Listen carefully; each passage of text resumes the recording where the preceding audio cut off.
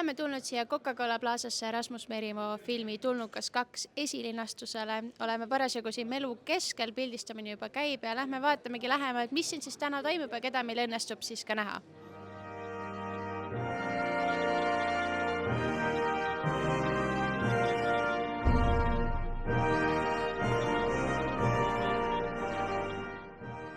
aastast hiljem teha sellist filmi, kas seal on ka mingi põhjus või jäi seal midagi lõpetamata?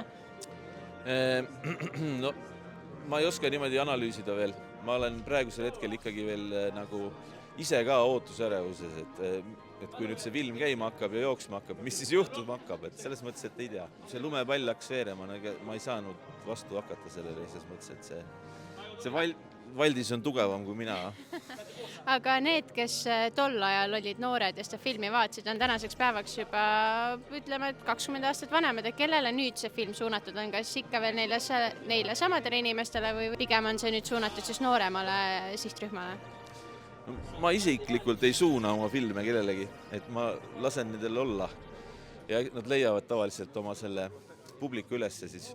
Aga kui nüüd saaks muuta midagi esimese filmi puhul, kas oleks midagi, mida tahaks muuta või äkki filmi praegu vaadates tundub, et miks ma nii tegin või oleks võinud teistmoodi teha?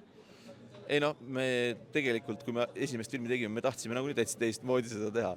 Aga see ongi paratamatus, et film tuleb selline, nagu ta tuleb ja mulle see mõte ei meeldi, et hakata nagu pärast ümber tegema midagi, milleks. Et on selline, nagu ta on ja teine osa ka on nagu on. Näe, UFO!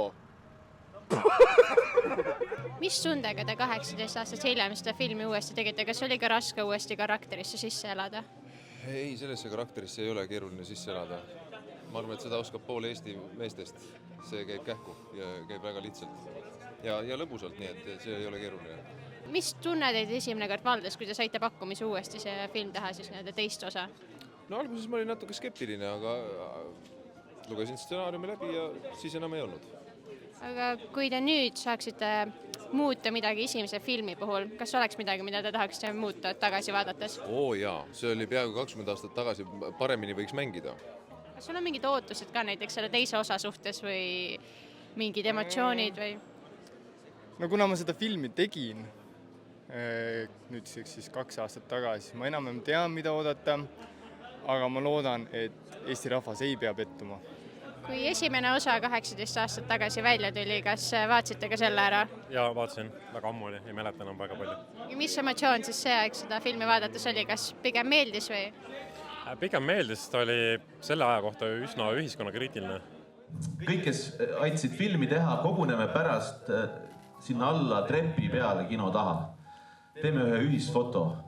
Ja kõigile teistele siis maja taga kuskil on burgerit saab ja saab natuke pidu ka, et siis ärge ära kaduge. Aga head filmielamust kõigile ja väga hea, et te tulite. Aitäh! Nii, meil on nüüd siis film vaadatud ja võib öelda, et tõesti, kaameratöö on 20 aastaga paranenud ja meie soovitame omalt poolt, kellele meeldib selline natuke must huumor ja kes nalja mõistab kindlasti filmi vaatama minna, on seda väärt.